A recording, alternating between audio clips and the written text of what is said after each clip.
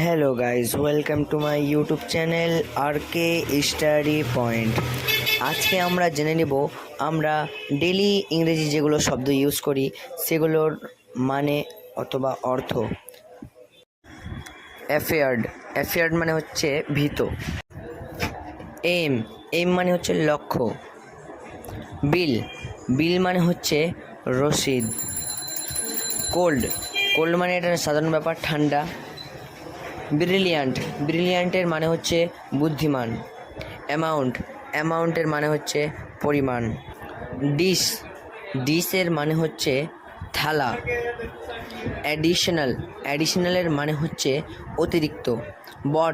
বট মানে হচ্ছে কিনেছিল, এটা সাধারণ ব্যাপার। সাইকেলের মানে হচ্ছে চক্র। ভিডিওটি ভালো লাগলে লাইক এবং সাবস্ক্রাইব করে যাবেন RK স্টাডি পয়েন্টকে।